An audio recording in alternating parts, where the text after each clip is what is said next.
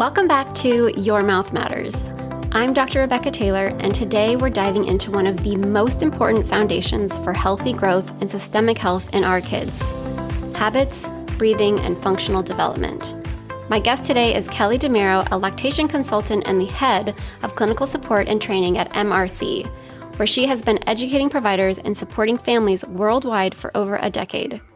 So many parents don't realize that airway problems in children, like mouth breathing, poor tongue posture, and restricted nasal breathing, can show up as a restless sleep, behavioral issue, trouble focusing in school, delayed growth, and even recurring ear and sinus infections. These signs often point to deeper airway dysfunction that can be addressed early before they become lifelong struggles. Kelly brings a unique perspective, bridging her expertise in infant feeding and airway development with her leadership role at MRC, where she trains providers to use systems like Myobrace to correct poor oral habits and guide healthy facial growth. In today's episode, we'll explore how these early interventions work, why timing is critical, and what every parent should know if they want to set their kids up for lifelong health. Let's dive in.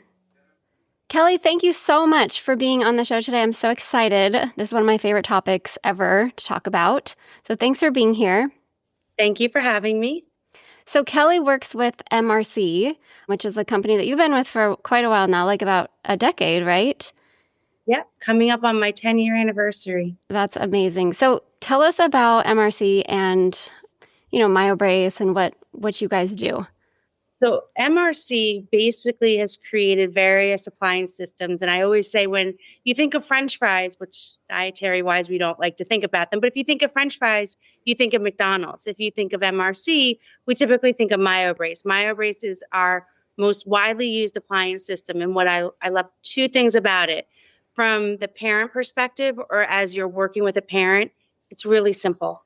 It's a very simple thing for them to do if they can commit to the treatment. But from the practitioner avenue, one of the things I like is it gives practitioners such as yourself, who is you're widely knowledgeable, you're talented, but you've been trained by so many different airway communities. Our appliances allow you the ability to shine, but in my opinion, also deliver optimal treatment to your patients because you can customize it. Our appliances are tools you're choosing to use in treatment that are simple, innovative, goal-oriented to really target not only the teeth that are attached to the child, because that's important, but really what's most important is there's a child attached to the teeth. And often in dentistry and orthodontics, the child gets overlooked. And things that are symptoms are just being band-aided with medications or other professionals, where when we come in and do what we can do with them, we can make a healthier child. The teeth and arches develop quite beautifully well, and they go on to live a life they probably wouldn't have been able to live without finding their way to someone like you. Yeah. So Kelly, I love Myobrace because so many parents come in and they're like, I really want to avoid the need for braces. They come in early. I mean, a lot of parents, I see them when they have babies. That's my favorite. I love being able to talk to parents when they have littles, to talk about jaw growth and how to stimulate proper growth and development of the jaw and how to promote and grow, a healthy airway, because kids are actually growing, right? We have this amazing window of opportunity, which we do not have with an adult. So I love that, Myobrace is so easy. You guys have really made it such a comprehensive package, it's not about the appliance, right? And I think that's the other thing is that so many people get so hung up about what appliance are you using? What appliance is it? Or oh, this doctor says this appliance is better than this appliance. And it really, what I love about Myobrace is that the appliance is an adjunct, and it's a great appliance, but it's really an adjunct to this much bigger treatment. And, when I took my Myobrace course way back, it's probably 10 years ago when I started doing Myobrace. But when I started, it was the first time that there was an actual program that really talked about the breathing and, the tongue position and the swallow and the teeth and the TMJ. And it kind of put it all together and it gives us practitioners such a great treatment option for parents that are really wanting to be more function-based and are really wanting to potentially avoid the need for braces, which in my clinical experience is very possible with Myobrace as long as, we have proper function established. And so anyways, I just, I've, like I said, I've worked with it for a while now. I've used it in different ways as a tool clinically, and I just always kind of have kept it in my toolbox. And it's one of the tools that I pull out most often because it's so function based. So Kelly, tell us about your background. Like, how did you get into this? And are you a hygienist? Like, is that your, okay. I started in high school as a dental assistant and have almost 35 years in dentistry. Wow. And I loved it. I loved everything about it. Became a dental hygienist, was doing the normal hygiene stuff, just looking at what I was taught to look at. And I found my way to a dentist. She's a neuromuscular dentist. So for the moms that are joining us, that's basically a dentist like yourself that's looking beyond just what we're taught to look at. And she gave me my avenue to becoming a myofunctional therapist. And you said something really important. As a myofunctional therapist, I was taught a lot of exercises and a lot about tongue placement and swallow and lip and cheek lip competency, really. I wasn't taught anything about breathing. That's another step beyond myofunctional therapy that MRC recognizes. And we work a lot with a technique called Buteyko. So even in my clinical practice, when I was doing myofunctional therapy, I wasn't doing enough and I didn't even know it. Once you took your course, I remember, because I was there in New Jersey. And that's how I actually got my start in this. Dr. Barry Rayfield sent an email around looking for someone to come help him because Myobrace wanted to build a center. And I bid on his email. And had I known answering that one email was going to change my career in the way it has changed my career, just the education alone was unbelievable. But through my journey with Dr. Barry, through my journey with MRC, I started to focus a lot on the moms. So I went on to get a bachelor's in maternal and child health sciences, and that allowed me the ability to get my lactation hours to become an IBCLC, which is an international board certified lactation consultant. Because you said it best, it starts with the littles, and any impact we can make on them.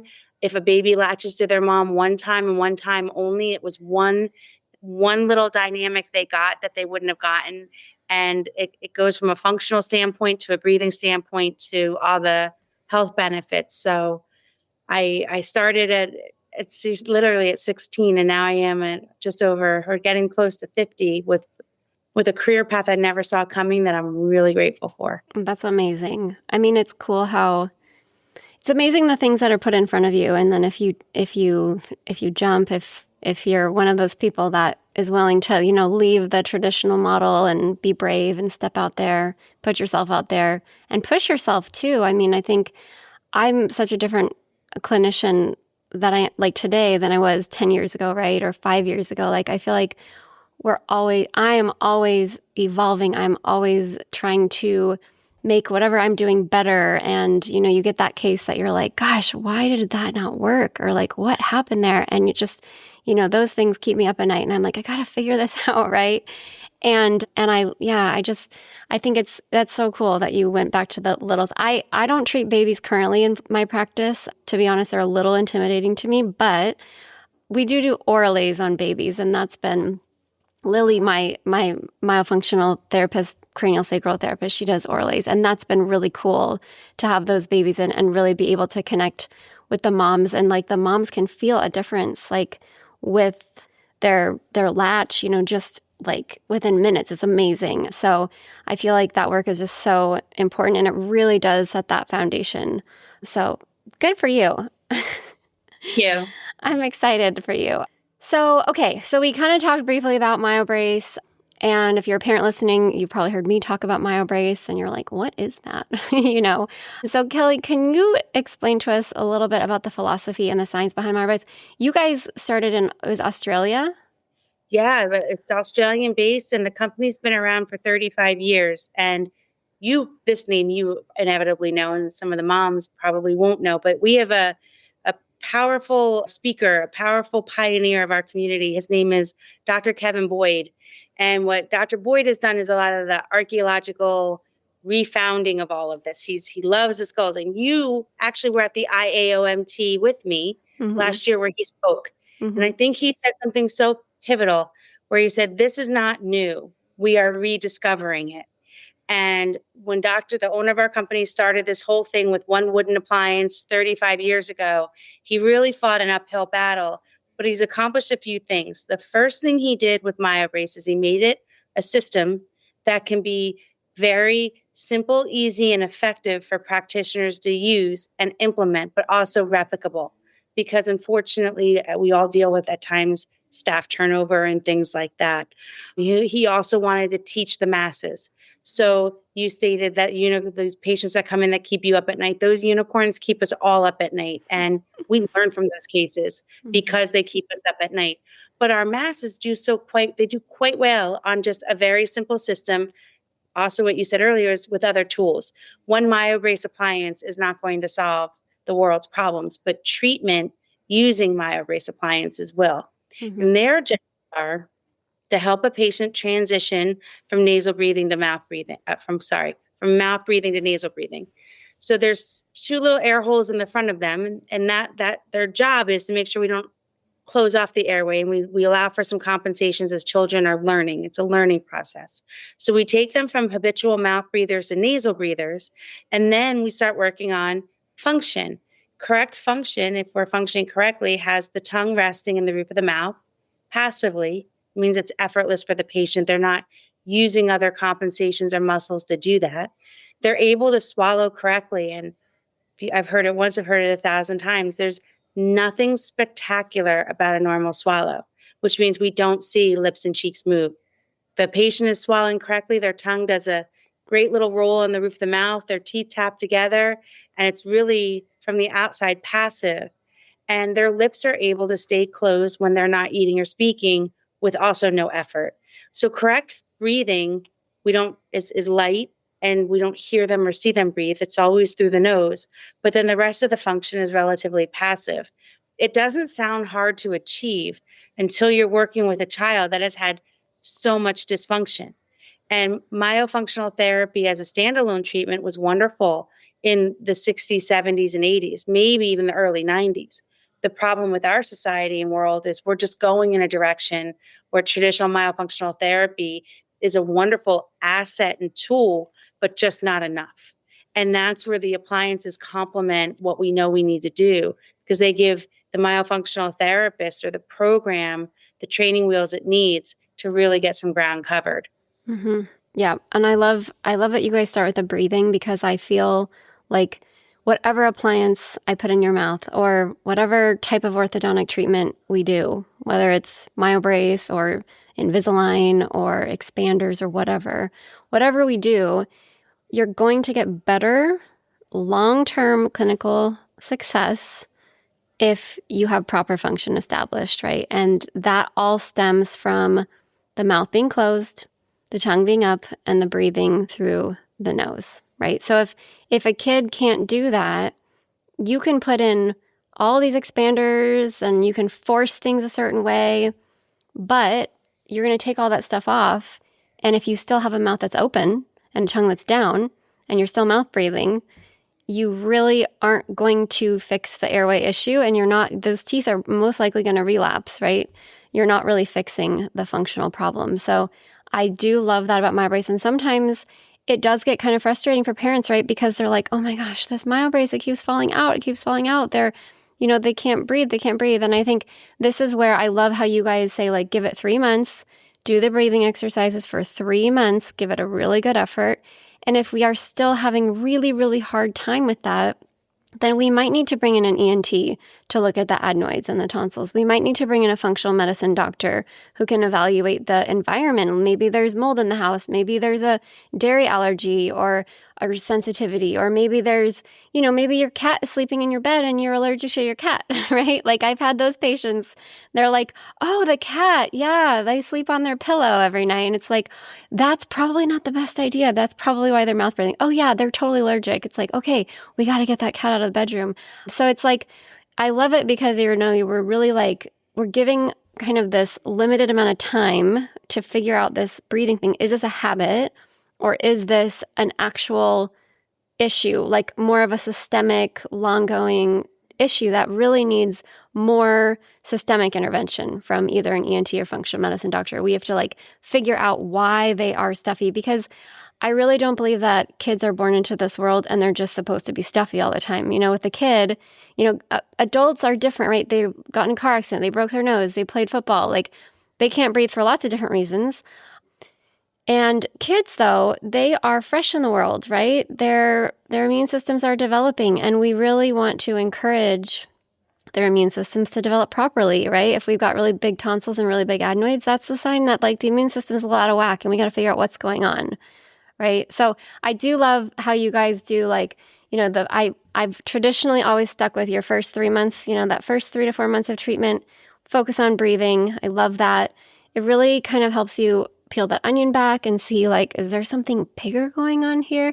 And then if there is, it's really a conversation with parents that we have to have, hey, there's something else going on here, And like I said, there's a lot of other dentists are just throwing expanders in there and hoping that, when you expand, you'll definitely open up the nasal passage a bit. But if you have a bunch of soft tissue inflammation in there because you're sleeping with your cat and you're allergic to your cat, you're still not going to be able to breathe, right? So I love that Myobrace is so function-based, because what I've seen is that when we get that function established, it just works. It's almost like magic. You can do things with Myobrace that you just can't do with other types of orthodontic treatment. It's pretty amazing. So when it comes to orthodontics, you guys are kind of I wouldn't say you're anti-braces, right? But you're kind of we can do a lot. We got to get function established, right? What would you say, how many of your kids that start in Myobrace, how many of them do you think can prevent the need for braces? You've seen a lot more cases probably than I have working for the company. Well, yeah. So I think the saddest thing about the U.S. is we are the global leaders in finishing cases with straight wire or traditional orthodontics. Part of that is the U.S. mentality is the teeth need to be picket fence perfect, rather than accepting, as you've seen, we get them straight. Bite lines up beautifully. Things look nice, but do they get straight enough? Our counterparts in Australia and Europe and other parts of the world will finish 5% of their cases with the little straight wire. Wow. Here we finish significantly more. But what is great is if you need to use orthodontics at the end to clean up the case, instead of it being 2 years, heavy forces, we're dealing with a 4 to 6 month light tweaking to get everything into alignment. But on the other hand of that, and I don't want to go too research heavy with your parents that might be logging in, but research supports long-term retainer use is ineffective. Even if you bond a wire, glue them in place, so to speak, with a wire, teeth are not meant to be glued into place. You can do almost more harm than good sometimes if you do that. But even with all of that, they'll still move. So with Myobrace or a system like Myobrace, if you use it, but you still need to tweak at the end, you're going to see more long-term stability than you ever would out of just a traditional case. Here in the US, I'd say we probably, depending on the age, so let's talk about the littles, because you mentioned the littles. So if we're 8 and under, and we have a very compliant family with no other dynamics, such as you stated, inflammation, we don't need another professional, they're not tongue-tied or lingually restricted. They were our average patient that walks in that was very compliant, followed the rules. About 65 to 70% of them get away without needing another intervention. That's awesome. So that's huge. When you talk about it from a time standpoint, because children, I know you have a little one, but kids these days, nothing is recreation anymore. So if they're in a sport or they're an active family on the go, typically it's year round, and then they have most of their weekends committed to tournaments, and if the child doesn't come, they don't play. There's all these things that set our family structure up to make something like this more demanding than it probably needs to be, but that's the world we're in.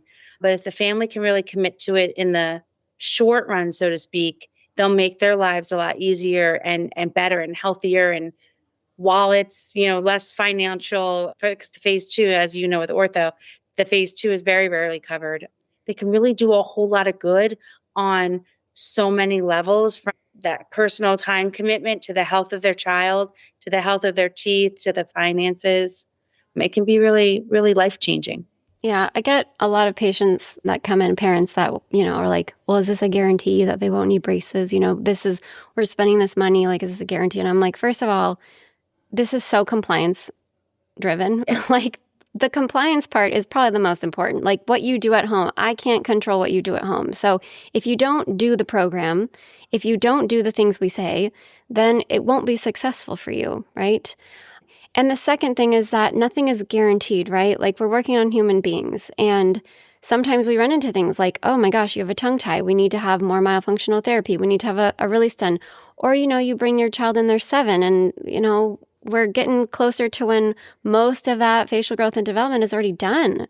So, if you can treat a kid really early, it makes it much more predictable. That's what I've seen, a lot more predictable. And if you can get the tongue functioning the right way, that the tongue just being up and the breathing happening is what stimulates proper growth of the mouth, right? And of the jaw. So if we can just get that established early on, then you're setting yourself up. And like you said, it makes the phase 2 treatment so much less. It's like, okay, just a few clear aligners just to kind of rotate a tooth here, or tweak this here, or tweak that here. The other thing I've noticed with Myobrace is that because it is allowing that jaw to come more forward, which I love, because being a TMJ dentist, I'm always like looking at jaw position, and so many people, like most people actually, they talked about this at the IOMT. What was it, 80% or 90% of people have deficient maxillas, right? Like the upper jaw didn't grow properly. And a lot of the times what I see is that lower jaw then has to kind of compensate, and it gets positioned in a more posterior position. And so what happens is the jaw, the condyle, the joint of the jaw actually kind of bends. And you can see this on an x-ray. You can kind of see the bending that happens. And that's really because that jaw is posteriorly positioned, and our teeth they need to come together. We got to eat our food. It's survival, right? And so the jaw joints will compensate. So the Myobrace appliance is actually unlocking that jaw and allowing that jaw to come forward.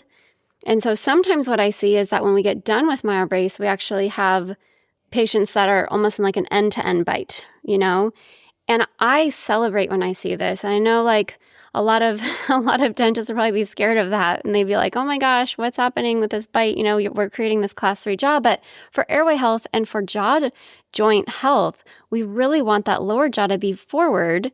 And we need to do more development of the maxilla. So a lot of times what I find is we'll get that Myobrace in, I'll see where that jaw lands, and then we will use expanders, different expanders. I think you guys have one, the bent wire system, right, is the one that you guys use.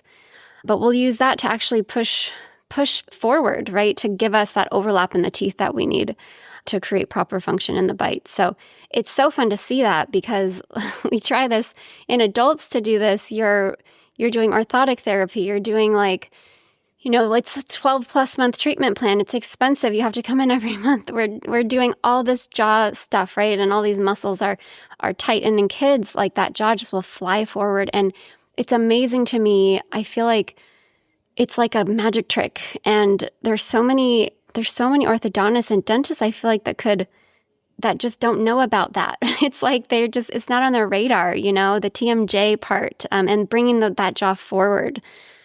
It's nothing. They get scared of it, or the mom gets nervous and goes to an orthodontist that says, this is going to be a surgical. And I wish you could scream that from the rooftops, because when we see the lower jaw, it's one of the ways, we judge compliance. Absolutely. So if something's the case for case support and the bite hasn't moved, something is going wrong. Mm-hmm. And there's not 100% of anything, but it is really hard because of how the appliances are offset. They have a class 1 occlusal offset, which is the ideal position for where we want the jaw. They're created that way. Problem or villain is always the maxilla. Whether it's growth, it's a lingual restriction, maxilla just gets stuck. But the lower jaw comes forward, and what that does is it brings everything forward out of the airway. We create this beautiful patent airway. And as you said it perfectly, the teeth are easy to clean up. There's some expanders in. If you're not comfortable with expanders, a couple of liners. Mm-hmm. Something will bring the upper jaw forward. But the regular dental community, and I think it's growing. I think there's a lot of change. I think there's an exciting culture right now in dentistry. One of the things I think that fell a little flat and has had some disappointment was in 2017 when our American Dental Association said, you have to start looking at the airway.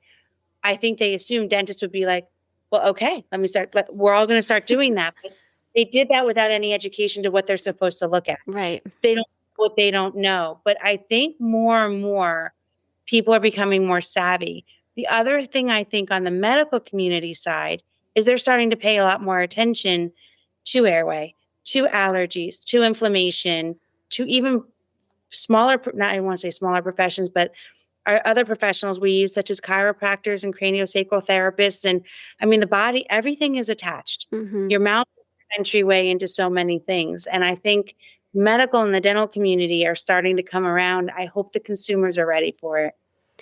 I feel a little mixed on that. I think a lot of dentists are coming around, but I also think that when we start talking about like airway orthodontics, like there's this obsession with like maximum expansion, like I've seen this a few times in my clinic where like I've worked with patients, we've done expanders, we've done Myobrace, we've done all of that. And like, their palatal width is like 39 or 40 millimeters wide, which is like really wide. It's very good, and like their tongue fits in their mouth. And they might have like a tiny bit of crowding, right? But then, and their jaw might be back a tiny bit. And to me, that means that, there's either a tongue restriction or the breathing is affected, right? So in our office, you do rhinometry to evaluate kind of the volume of the nose to see like how much space is in this nose. Is this constricted or not? And, we're not like diagnosing anything. It's just a screening tool. If it comes back that, oh yeah, this is really constricted, then that's when it's like, okay, we need to go figure out this breathing. But we also might say like, okay, let's do some orales and see if this is truly a tongue tie restriction. Sometimes it's not a true tongue tie restriction and it's a fascia restriction, or there's cranial that needs to be done to release that tongue. But I feel like when I have the conversation with patients about like, okay, this jaw being back, this little bit of crowding tells me that function is not right. If they go get an opinion from another dentist or orthodontist who's doing airway, a lot of them are like, well, they didn't expand you enough. You need to widen more. And you're like, okay, but like, and then they need surgery to bring the jaw forward. And it's like, I feel like we've kind of, as the airway, quote unquote airway dentists, we've kind of gotten away from that functional piece. And I don't know if you've seen this too, but it just feels like some practitioners are so obsessed with expansion. And most of it's lateral expansion. They're not looking at the forward development of the maxilla in these kids, right? And so the jaw is going to be stuck back, right? And you're going to be setting these kids up for TMJ issues and airway issues later in life, even though you have maybe, improved their nasal airway with your expanders. So I don't know. I feel like it's an interesting time right now in the airway dental world. There's kind of these different viewpoints, but I do think that there's so many myofunctional therapists that are hygienists that have backgrounds in dentistry that are getting more educated in proper function. And I feel like we have to like keep that like top of mind. Like whenever I'm looking at a kid, I'm always thinking about proper function. And like I said, that's unique. I've had some patients that have gotten second opinions and the practitioners told them like, well, you don't want to release their tongue tie because their palate's too small. And to me, like in a growing child, you need to release that tongue. Like you got to get that tongue up, right? That's what's going to push. That's the tongue pressure on the palate is what's going to push into that Myobrace and stimulate that growth. So like, sure, you could use an expander to force it, but why wouldn't you use your body's natural expander and the Myobrace to do that? Plus bring the jaw forward. It's like you kind of get it all in one with Myobrace, which is why it's one of my favorite appliances.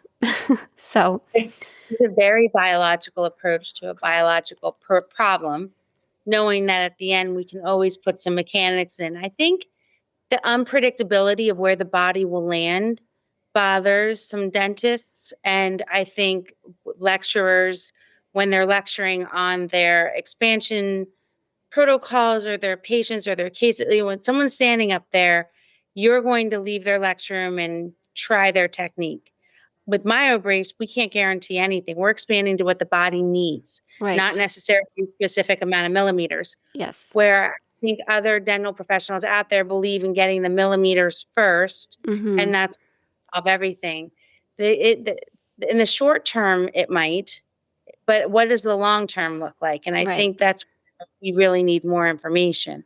Yeah. Some look at myofunctional therapy post expansion, but one of the things that Myobrace falls a little short in that line of thinking is our appliances are functional. So if somebody is expanding to 42 or 45 millimeters, what in the long run is going to hold that? Right. Good, right? So the tongue is the strongest player. The tongue being able to fill the roof of the mouth and hold it is what we need, because otherwise the cheeks are going to push in during the swallow. Mm-hmm. So balance of the function is what really holds your expansion. If you overexpand these kids, then you're going to see relapse. Well, the relapse isn't on the fault of the patient. The relapse is on the fault of they were expanded too far. Right. We're Or all not in the right way, like, maybe too You said wide. it right. This way, we need to come this way. And Our vertical, and the vertical component too. I mean, like I said, I treat a lot of TMJ patients, and I do scans of their swallows, and I can see what the jaw does when they swallow. And it's amazing to me how when you change the AP and the vertical, we're not doing any expansion. We're not making more room for the tongue, nothing like that. But when you just change that vertical and the AP, that alone can correct the swallow without any myofunctional therapy, And there's this talk of like, well, the palate is not, it's too small, like the tongue can't fit up there. Like the tongue is an amazing muscle and it will squish wherever it needs to go. I mean, I'm pretty convinced of that since I do my swallow scans, and it's just amazing. And I think that's where I love, the Myobrace I do a lot of buildups on a lot of these kids because that takes care of that vertical dimension for me, right, and helps unlock that jaw. So like I said, I feel like you guys have it's a very comprehensive system, and it's like it just hits all of the nails for me, as a practitioner who's really focused on proper function. And I do think, a lot of parents too want to know like how long do I need to wear this Myobrace? Like I really like your guys' K2 series. So Myobrace has, if you go onto their website, they have like different appliances, right? Hill, you can talk a little bit about that. Yeah, so I say to anybody, the letter in front of the appliance is relatively insignificant. That's the age and teeth of the child. So the J, the K, the T, that's age and dentition. So all of the appliance numbers primarily do the same thing. So we have a stage 1 that is a soft and flexible appliance. Our stage 2 is really what's meant to help develop the upper arch functionally to accommodate the tongue. And then we have a much stiffer appliance that ends our program if you choose to use it. There's a lot of flexibility and versatility within Myobrace, but the K2 is probably one of our most widely sold appliances because of its ability with the inner nylon core to really work on developing and rounding out the upper arch while you're working on correcting the bite. Mm-hmm. So it can be a challenging appliance initially for the kids to wear, but if they do the work, and by doing the work, they do the daytime wear, that is so critically important to success while wearing the appliance. So if the things aren't moving, or we're seeing the bite stuck, or the arches aren't developing, or they're really, really struggling, it typically goes back to they're not wearing it, or they're not wearing it correctly during the day. Mm-hmm. Okay, let's talk about daytime wear, because a lot of patients, they're like, well, they're not really wearing it during the day, and they're not really doing the exercises, but they're wearing it at nighttime. And for some patients, that's fine because I think their function's not too bad. And I have seen jaws, come forward and dentition like become more aligned in just 3 months of that. But then other times there's just not the we don't see those changes, right, clinically. And so I'm always talking about like daytime wear, and I feel like it's kind of this like.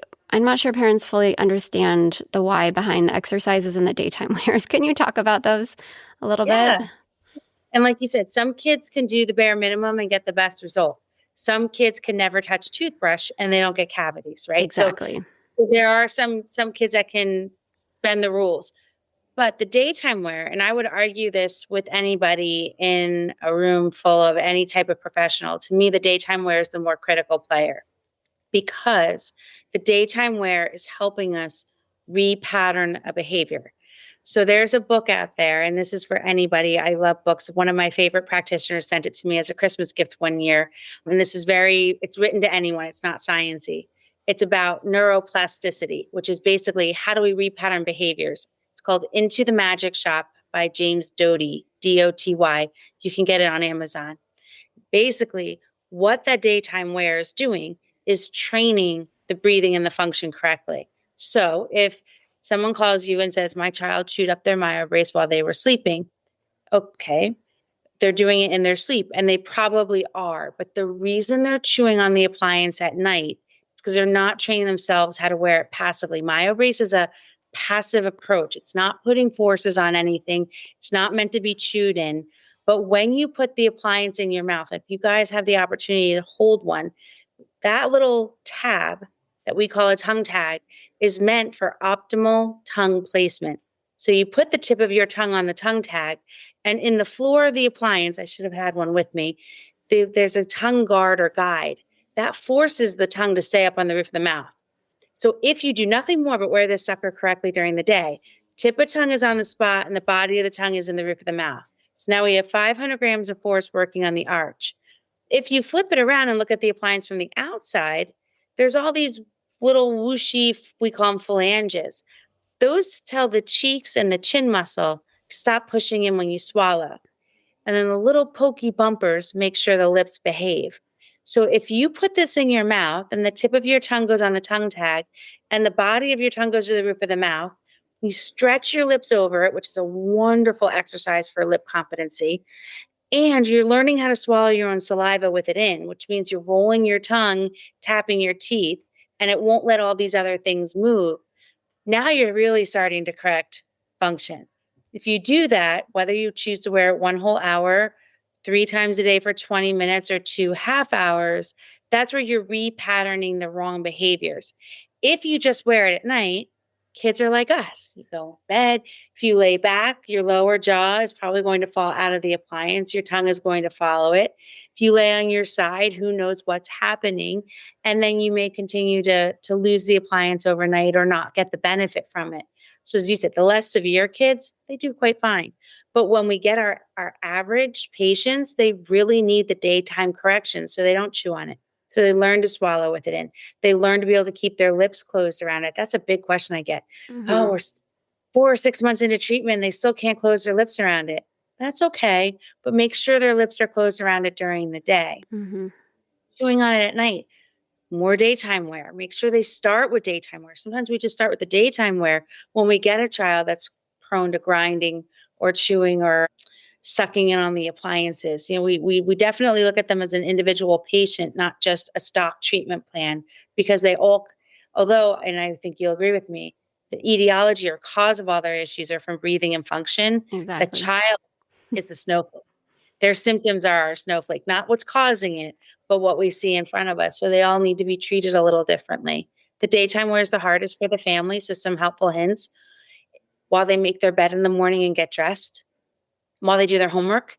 So if they get an hour homework, they wear it for an hour. If they get 20 minutes, they wear it for 20 minutes and try to sneak something else in.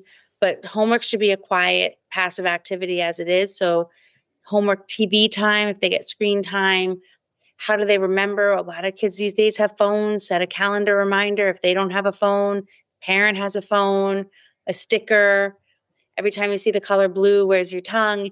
There's all sorts of little tricks and tips. If the family wants, in my opinion, what is the best treatment being offered for their child, for not only the teeth and the health, then we try to find ways to help them, help themselves, you know, be successful with it. Mm-hmm. Yeah, for sure. I think that's one of the most challenging things that I've seen. And then the exercises. So Myobrace has got, there's an appliance that's worn, that's the same appliance, the daytime wear, super, super important. I think, like, I love your explanation of that. Because I always tell people, like, we're retraining the brain, right? Like, we're like, hey, these lips need to be closed, and you're strengthening, it's activating and strengthening the muscles. And a lot of parents will be like, my kid just can't wear it. It's so big and it's so bulky, and they just can't, it's so much in their mouth. And I'm always like, that's how it's supposed to be. It's supposed to be that way because we want the muscles stretching. We want the fascia, we want the fascia to be involved, and we want to get them to be properly functioning. And that's the Myobrace appliance is all about stimulating and activating the right muscles when we swallow and when we're passively wearing the appliance. And so that daytime wear is so important. But then there's also another piece of this, which is also, I think, can be challenging for some families, which is the exercises. And I think you guys have made it so easy. It's like this easy, very kid-friendly app, and there's a login, and you can track it. And it's, I don't feel like you guys could make it easier, but it does sometimes, it's challenging for parents to fit it into the busy lives that they have with their kids. To further your point with the appliances, they have to be a little bit big, because if they're not, they're a little small or true to size, and the child's really got a lot of dysfunction, the appliance will pinch them. The appliance will pinch and hurt their tissues as they're trying to wear it. So being a little bit big, yes, we get all the musculature to work even harder for us, and that's so much more amazing, but it's awful also for their comfort. And I think parents have a hard time sometimes. They put that in and they go, oh, and we go, oh, they look great. And I think sometimes that's a little hard. So for as much as we use the appliances as our workhorse to retrain function, we also use the myofunctional exercises to bring strength, tone, and endurance to the right muscles, but also to teach behavior away from the appliances. So the goal is that kids can grow and change and develop beautifully in a stable environment because we change the breathing and function. If we just solely rely on the appliance to do that for us, when we try to take the appliance away, we're going to run into trouble. So the appliances work cohesively, meeting goals with the myofunctional exercises, or what we call Myobrace activities. And there's a few of them, but there's not as many as if we were trying to work with them within traditional myofunctional therapy. And they were picked because they're what the quality is that we're looking for, but also the behavioral changes. So we use the exercises initially to bring strength, tone, and endurance to the right muscles. And then as we start to wean them away from the appliances, we're also retraining the behavior so that they can function without the appliance in. Super hard for families, ideally done twice a day for 2 minutes. Listen, are you going to get a ton out of this if you can do everything most days? Absolutely. Doing nothing, we're going to see nothing. But the more you put into it, the more you'll get out of it. And generally, and it might be my hygienist roots, but respectfully to the family that is busy and on the go, and most parents both are working, and that's hard. I try to ask the kids to do their exercises when they brush their teeth in the morning and they brush their teeth at night, because posture-wise, they're standing. A car is not a great place to do exercises because we really are looking at good, correct posture. And you want them to be in front of a mirror to do myofunctional therapy exercises. In front of a mirror is so they can see themselves and really reduce any help from the wrong set of muscles, or what we call in our world compensations. Reduce the compensations. If they can do that most of their world, that's amazing. Mm-hmm. And I would say, people, if you're going to go see a myofunctional therapist, they're going to give you a lot more exercises. Sometimes I have patients that come in that are really not compliant, and I'm like, well, you just need a little more hand holding, so I'm going to refer you to a myofunctional therapist, right? But that myofunctional therapist is going to give you a lot more exercises to do.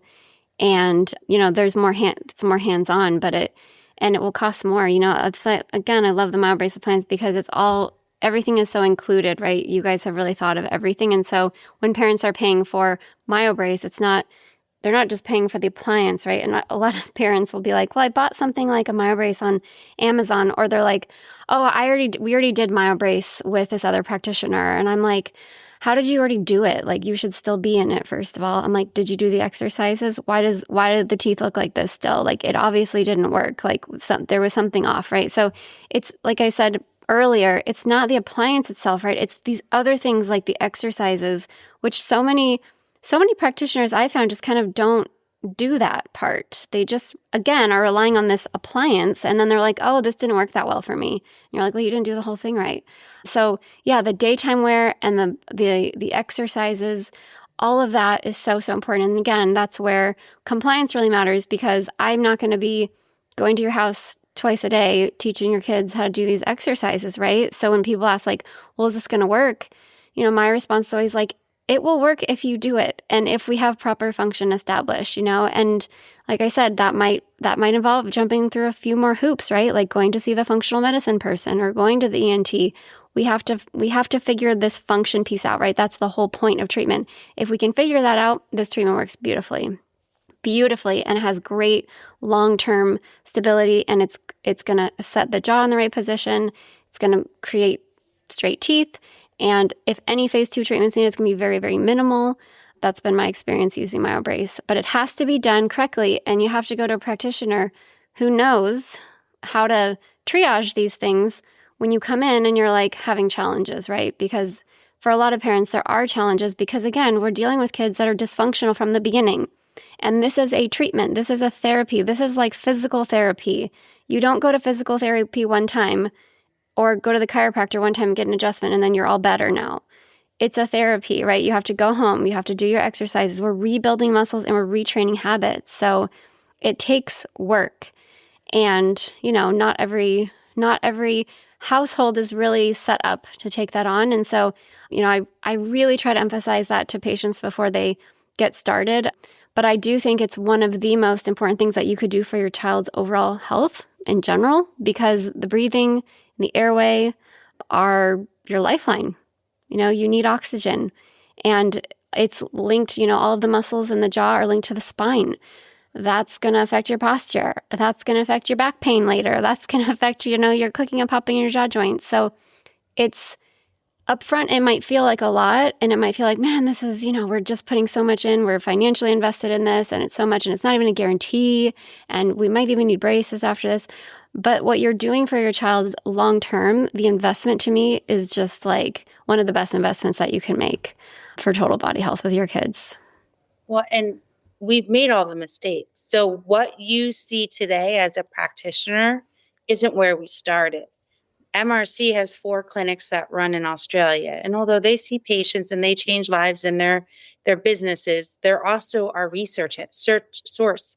So everything that we have done from the Myobrace protocol, this is not the first Myobrace protocol that came out, and the appliances have ebbed and flowed, but everything is tried there. And it's not tried on 1 or 2 patients for a couple weeks. It's heavily run there before they give it to the world. It's a global company. So the system is, I laugh at Europe all the time. They're like, wow, things are so different in Europe. No, they're not.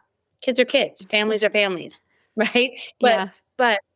But it's everybody gets what the company has tweaked for us. And if you run into your child needs another referral source, whether it's an ENT or it's an allergist, or sometimes children's behavior is so challenging for their parents, adding this into their day, they're like, they can't do one more thing, but that they don't also sometimes understand is this could be your solution.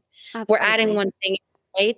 So if you do find a problem that requires another referral source, or we're adding one more thing in your day, it's something that was caught so much earlier than it probably would have been that can really prevent and change their lives. I mean, I always go back to the Finding Connor Deegan story.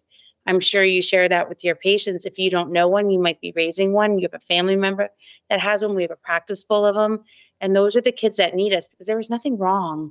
For those listening, it was a child that was basically getting ready to be put in an institution because of his behavior. And at the end of it, everything shook all itself out. There was nothing really wrong with this child. He just wasn't sleeping at night, and he didn't, as most children. They don't know how to curb their behavior. They don't know how to be socially acceptable. I would say some adults don't. I mean, we've all been in the store where we've heard someone get rude with a clerk who just can't seem to do exactly what they want her to do. And, most adults can get through their day okay. Other adults can't. But it's really, it can just, I look at the teeth as such a side effect. Absolutely. It's just a symptom. The crowded teeth, the weird bite, that's all a side effect of a breathing issue and a sleep, and then the breathing issue causes a sleep issue. I also think it's just fascinating, the research that they've done on ADHD behavior. Again, like we're putting 2-year-olds, and I think too, and your community is probably, I think you're more holistically driven. Parents don't realize what's in those medications that they're giving their children. They're just hoping it works. rather than looking at why does my child even need this medication in the first place. And again, 100%, there's not 100% of anything, but we are over medicated. And then you got the pharma world. So the pharma worlds don't want people like us helping them because they're selling a lot of medications that seemingly work. But they're putting something in a little child they don't need. They need to sleep. They need to grow. I mean, it's amazing to me, the behavior issues and the ADHD diagnoses, and then it's like, they're like, no, actually, they just have a sleep issue, a breathing issue.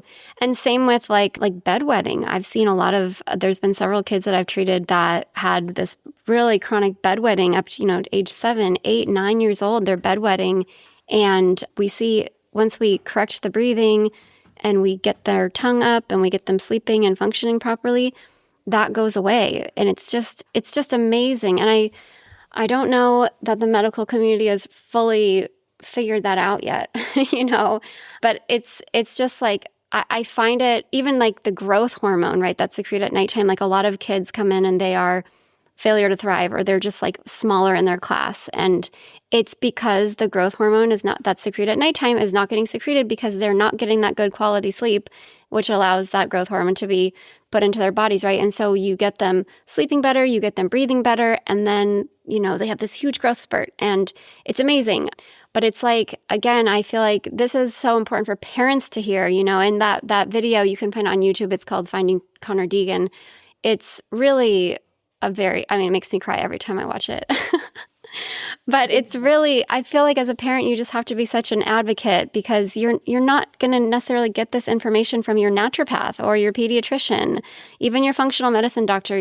They may not really be aware of airway issues in kids and how common they are. First of all, my stepson was actually diagnosed with ADHD, and I told the naturopath he was working with, also, I think he probably has sleep apnea. We should do a sleep study. And, I'm the stepmom, so I'm just kind of on the side. But they were like, well, does he snore? And I'm like, well, kind of sometimes. And it's like, oh, well, I don't know. That's probably not it. They didn't even say oh, let's get a sleep test. There was not very much interest in really looking at that. And it's been interesting because since my stepson, I brought a sleep test home to him. I'm like, you're going to do the sleep test. And he did it. And he ended up having, guess what, sleep apnea. And then when we treated his enlarged tonsils and all of that, his ADHD symptoms got better.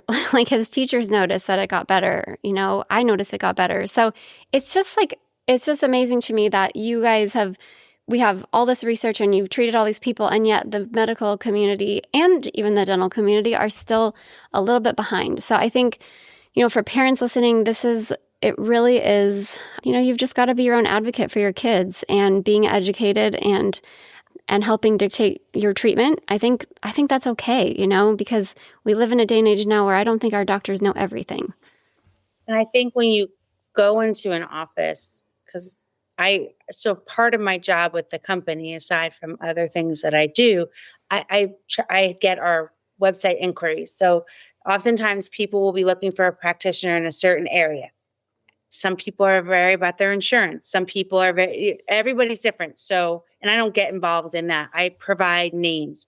And every now and again, somebody will come back and say, well, who would you recommend? Well, the hard thing is I am very, very low proximity or to get to I don't know. I know you're asking me who I would recommend for your child, but I don't know enough, right, about all the different practitioners we work with. And I always tell parents, be your child advocate, go to multiple consultations, listen to the information you're being given, and then make the best decision.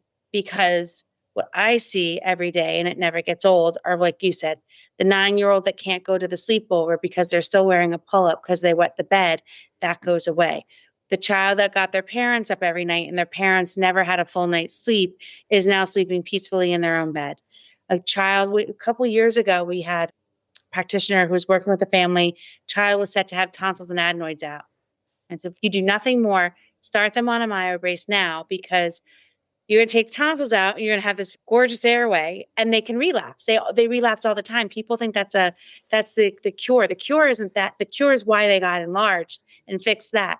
Do you know 3 days before that child's surgery, they went in for a preoperative appointment and the tonsils and adenoids had shrunk enough, they didn't take them out. That's amazing. Another kid, ears were all clogged, constantly clogged. One unclogged. This one, he was going deaf in this ear. They tried everything. So getting ready to do ear surgery, which I'm dental, I don't know enough about. The practitioner said, well, let's just help you out. Let's get some pressure off of your joint. Gave him a Myobrace, put the Myobrace in the ear unclogged while he was in the office. I mean, it's not the Myobrace, actually. So to be fair, it's not the Myobrace. It's what it does for the patient. And it's a tool that teaches them to breathe or allows them the opportunity, probably a better way stated. You get the opportunity to use your nose. Your nose is for breathing. Your mouth is for eating. But if you can't breathe through your nose to sustain life, you figure it out. Yeah. But this gives you all these different opportunities. And to me, you can do all the full mouth reconstructions, or for people logging in veneers, you change smiles all day, every day. And that is rewarding, but nothing touches changing a mother for their child, or a father. But really we work, I think, primarily more with the moms, but you change a child and that changes the mom, and it's amazing. The family. Yeah. I mean, like I said, I think it's one of the biggest things that you can do. That, and well, like I love nutrition and talking about nutrition, but nutrition ties into this too, because it's causing the inflammation, right? What's happening? What's causing that? What's causing those things to be enlarged, and what's causing that inflammation in the nose? So yeah, it's super, super rewarding. And I'm so glad that you're on the podcast, Kelly, because I feel like I don't always have enough time to talk with patients and parents about the whole, Myobrace and why it's important, the daytime wear, and like I do my best and we touch on it. But a lot of times parents, one will come in and then, the other one doesn't know and they don't remember. And it's nice to have all of that information just kind of in one space so that they can go back and re-listen to it and like, what is this? Because it is a mind shift, right? We all are just kind of like, well, my kid just needs braces and they just need to straighten their braces, or they just need to get braces to straighten their teeth. And it's just kind of a rite of passage, right? When you're like a teenager, you get your braces on. But the thing is that we don't have to, it doesn't have to be normal, right? Braces don't have to be normal. Braces actually they're super common, but they shouldn't be normal. Like it should be, like you said, we should be treating the really severe cases with our braces and our more extensive orthodontics. And we should be doing all of this early stuff and treating early. We want to see these kids before age 8. Really, that's ideal, right? We want to see them when they're little. So setting that foundation early is it's so pivotal in their health, not just when they're kids, but when they're adults too. And I think that's just so important. I remember I'm part of like a mom group, and I remember one of the moms was telling me like, well, just wait till your daughter, turns like 2 or 3 and she'll start getting night terrors, like that's a thing. Night terrors are a thing.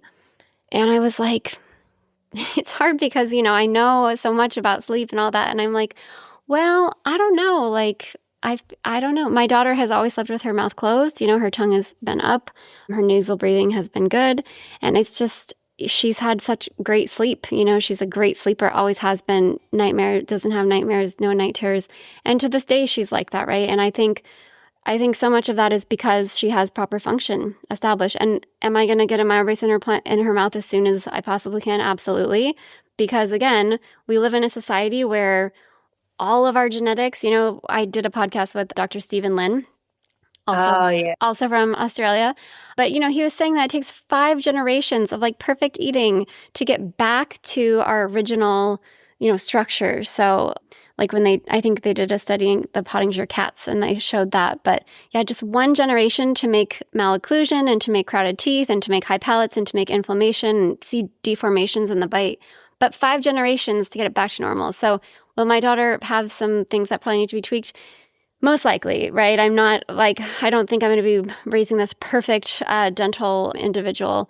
But the fact that she's sleeping and not having night terrors, and how for so many parents that's just normal. It's just like what they get when they turn 2 or 3 or whatever. It's just, I feel like as a parent, you just need to hear this because it doesn't have to be normal.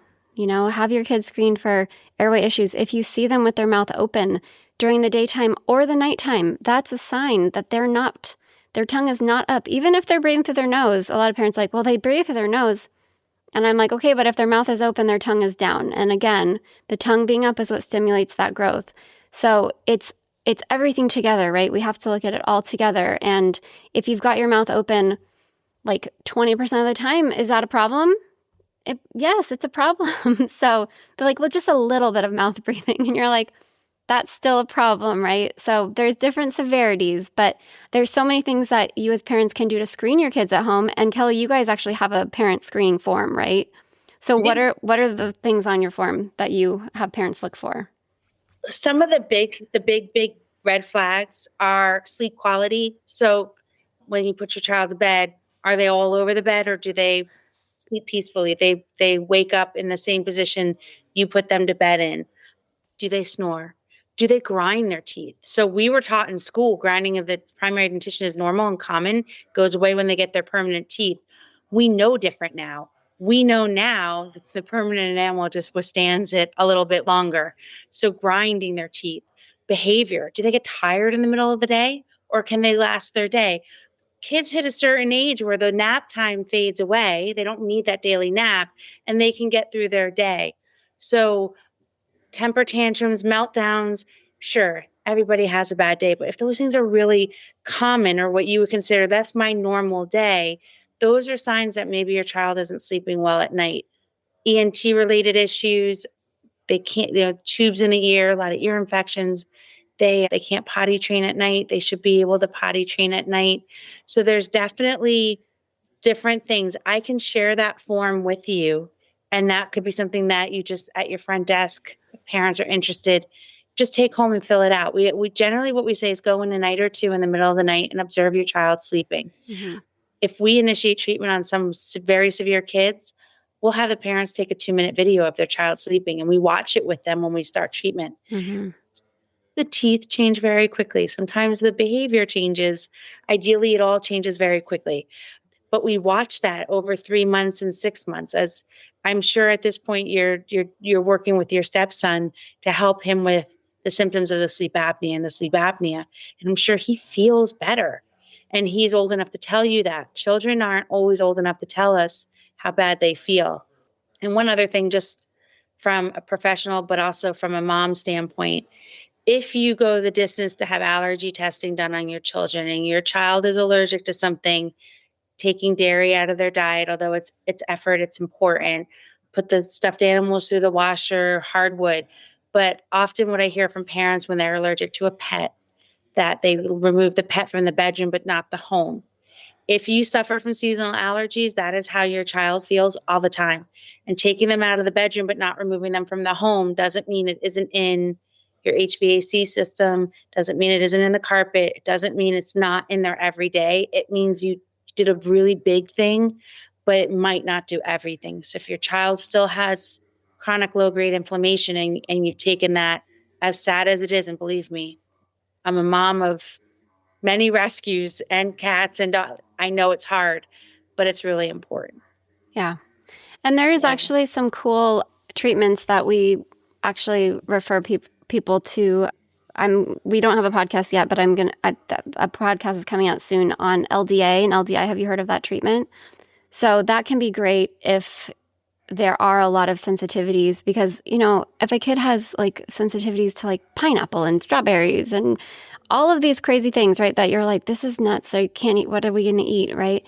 Usually that's just because the immune system is overactive and the gut is just inflamed and we have to heal stuff. But the LDA can be such a great treatment to kind of help with those allergens and help retrain your immune system so that you can tolerate them more. So like my husband is very sensitive to dairy, like on the couch, can't function. And he did LDA, LDI treatment. And when we were in Italy, he was eating dairy every day. And like, he did not have issues. It probably wasn't the best for him to be doing that every day, but it makes it so that it's more tolerable and your body doesn't like freak out. So I'd say like there are some cool like alternative type of treatment things, and they don't work all the time. They're not 100%. But really, if your kid has got a lot of sensitivities, to me as a biological dentist and with my background in naturopathic training, there's a sign that something else is kind of going on, and we need to get that gut reset, and we need to get their immune system to calm down. And there's some cool treatments that we recommend and refer out for. We don't do them in our office, but we refer out for those. So that's also some tools that we have, and sometimes they're very effective. Sometimes they're not. Sometimes it's like, okay, we gotta get rid of the cat. I'm glad you said that, Kelly, not me. Because sometimes with patients, I'm like, okay, but your cat, and it's like, oh, my baby. It's so hard. It's so hard with pets. They're part of our lives. So anyways, okay, awesome. Well, Kelly, this has been so great. Is there any other PSAs that you want to shout out to parents listening? And how do parents learn more about, obviously we went in pretty good depth, and we have lots of good information on our website, but is there you guys have a website, is there any way that parents can learn more about Myobrace? Yeah, the website, myobrace.com. They can obviously come see you because you know a ton about the treatment and everything. YouTube, there's people put stuff up on YouTube. There's TikToks. The company, if you Google Myobrace, we've done a couple little advertisements. We've done a couple shows where they've done somewhat of like commercial things, but where they start to unpack all of this. There's a couple books out there. So definitely Google can be a wonderful search engine. If you put in know more about Myobrace, things will come up. From my avenue, especially because I have a background as a lactation consultant, I get to a lot of moms, and they've been given advice from other moms. And just as breastfeeding is a very personal journey, and someone's horror story doesn't always need to be shared, or someone's success story can make a mom feel a little like they can't achieve their goals. But with something like this, if you see something with a child, or a child you're around, or you change your child's life, please share it. Please share it. And please Instagram, TikTok, your friends, your mom groups. We have to be the change, because the change isn't happening quick enough. And what we're creating in today's world is what's going to run our world. And these kids deserve so much better than what we can give them if we don't get them to the right avenues. And everybody and every child deserves quality night's sleep. They deserve the ability to function correctly, and they deserve the opportunity to just grow and thrive. And we can be their change. Without us, I don't know that they will change. I love it. Amen, Kelly. Thank you. Thank you for having me. Yeah, thank you so much. And just good luck with your next, endeavors and working with more moms. And where are you located? If I'm moms in want to, Jersey. you're in New Jersey. Okay. So if you're a mom and you need a lactation consultant with a lot of experience in all of this facial development stuff, Kelly's a great resource. How do people get a hold of you for lactation? branchburglactation.com or kelly@branchburglactation.com. You can email me, and I am happy to help you however I can, whether it's helping you on the West Coast find somebody, jumping on the phone, or just guiding you to the right professional outside of dentistry, because they already have you. Awesome. All right. Well, Kelly, thank you so much. And for all our Thank you. listeners, remember, your mouth matters. Thanks so much for tuning in to Your Mouth Matters. If you enjoyed this episode, please take a moment to leave a review.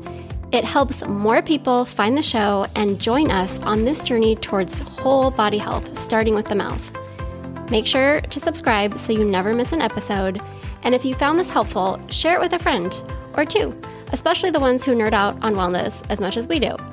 You can also follow us on social media at Green City Dental and orthodontics for updates, resources, and behind-the-scenes conversations. Until next time, breathe well, smile often, and remember, your mouth really does matter.